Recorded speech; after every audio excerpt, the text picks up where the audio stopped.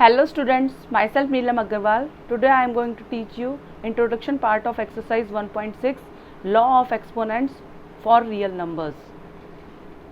आज हम real numbers के लॉ ऑफ एक्सपोनेंट सीखेंगे।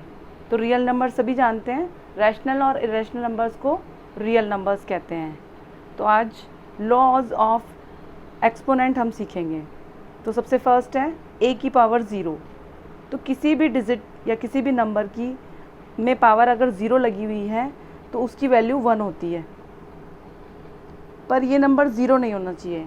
नॉन ज़ीरो नंबर कोई भी हो सकता है, जैसे 1 की पावर 0 है तो 1 होगा।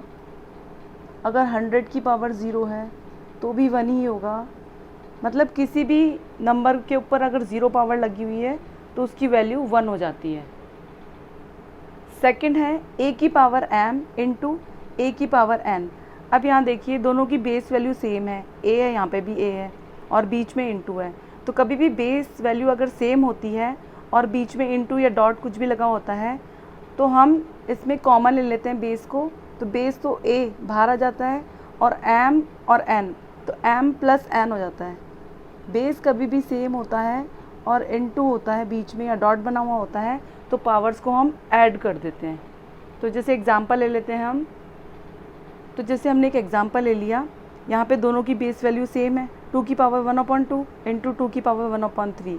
अब इसमें दोनों बेस वैल्यू सेम है और बीच में इंटू है, तो हम बेस वैल्यू को कॉमन निकाल लेंगे, यानी 2 तो बाहर आ जाएगा और जो पावर्स है वो ऐड हो जाएगी, यानी 1/2 प्लस 1/3 तो इज इक्वल टू 2।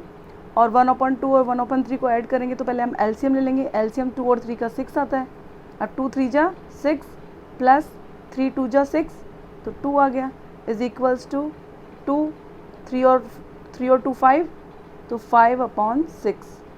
तो 2 की पावर 5/6 ये हमारा आ गया आंसर। थर्ड है a की पावर m अपॉन a की पावर n। अब देखिए इसमें डिवीज़न है, ये ऐसे भी लिखा हुआ सकता है या फिर ऐसे भी आ सकता है, a की power m divide by a की पावर n। दोनों ही सेम बात है। इस तरीके से फ्रैक्शन बन के भी आ सकता है और इस तरीके से भी आ सकता है। तो इसमें देखो दोनों की बेस वैल्यू सेम है a, तो हम इसको a को कॉमन निकाल लेंगे। अब यहाँ पे डिवीज़न, जब भी डिवीज़न होता है और बेस सेम होता है तो पावर्स माइनस हो जाती है, तो m माइनस n। इससे पहले हमने मल्टीप्लिकेशन किया था, बेस सेम था तो हमने पावर्स को ऐड किया था। यहाँ पे डिवीज़न है, बेस सेम है तो यहाँ पे पावर्स माइनस हो जाती है। तो चाहे इस तरीके से वैल्यू आए चाहे ऐसे आए, हमें बेस को कॉमन लेके और पावर्स में बीच में माइनस लगा देना है। इसे भी हम एक एग्जांपल से समझ सकते हैं, जैसे 2 की पावर 1/2 अपॉन 2 की पावर 1/3। ये ऐसे भी लिखा हो सकता है फ्रैक्शन में, या फिर ऐसे आ जाए 2 की पावर 1/2 डिवाइड बाय 2 की पावर 1/3। दोनों ही कंडीशन में अब ये देखिए यहाँ पे दोनों बेस सेम है तो बेस को हम कॉमन ले लेंगे, चाहे ऐसे है या ऐसे है, बेस कॉमन आ जाएगा। अब पावर्स को हम यहाँ पे माइनस करेंगे, 1/2 माइनस 1/3। इस तरीके से भी आ सकता है, ऐसे भी आ सकता है, तो मैंने दोनों ही बता दिए हैं आपको। दोनों में हमें ऐसे ही करना है, बेस वैल्यू को हमने कॉमन ले ली और पावर्स को हमने माइनस कर दिया। तो आगे सॉल्व कर लेंगे हम 2। अब 2 और 3 का एलसीएम वही 6 आ जाएगा। अब 2 में 6 का डिवीज़न करेंगे तो 3 3 1 जा 3, 3 में 6 का देंगे तो 2 2 1 जा, ये बीच में माइनस 2 1 जा 2। अब इसको सॉल्व कर लेंगे, 3 में से 2 गया तो 1/6, तो ये हमारा आंसर आ गया। फोर्थ है a की पावर m और उसकी भी पावर n, मतलब पावर के ऊपर पावर है। तो हम इसमें ऐसे करते हैं कि बेस वैल्यू को हम लिख देते हैं और पावर्स को हम इनटू कर देते हैं, यानी कि m n। यहाँ बीच में कोई भी साइन नहीं है तो इनटू ही माना जाएगा। तो यहाँ हमने बेस को सेम लिख दिया और हम पावर्स को हम इनटू कर देते हैं दोनों को, तो m n। इसे भी हम एक एग्जांपल से समझ सकते हैं। फॉर एग्जांपल जैसे कि यहाँ पे 3 की पावर 1/2 है, फिर उसकी भी पावर 1/3 है, तो इसे हम कैसे सॉल्व करेंगे? बेस को हम लिख देंगे 3। अब देखिए पावर के ऊपर पावर है तो हम इनटू कर देंगे, तो 1/2 इंटू 1/3। अब यहाँ कटिंग हो रहा था तो हम कर देते, लेकिन यहाँ कटिंग नहीं हो रही है तो हम 3 को ऐसे कैसे लिख देंगे और यहाँ पे 1 1 जा 1, 3 2 जा 6, तो ये हमारा आंसर हो गया। फिफ्थ है a की पावर m इंटू b की पावर m। तो इसमें देखिए दोनों का बेस अलग अलग है, बेस वैल्यू नीचे वाली होती है, तो बेस अलग है पर पावर सेम है, तो इसमें हम पावर्स को कॉमन कर लेंगे और बेस को एज इट इज़ लिख देंगे। जैसे हम लिख देंगे a इंटू बी, ये हमने base value as it is लिख दी। और अब हम m, क्योंकि दोनों सेम है तो हम m को कॉमन निकाल देंगे। इसे भी हम एक एग्जांपल से समझते हैं, जैसे कि 2 की पावर 1/2 इंटू 3 की पावर 1/2। तो इसमें दोनों में बेस अलग अलग है, तो हम बेस को एज इट इज़ लिख देंगे 2 इंटू 3। अब यहाँ पे दोनों पावर सेम है, तो हम ये पावर्स को कॉमन निकाल देते हैं।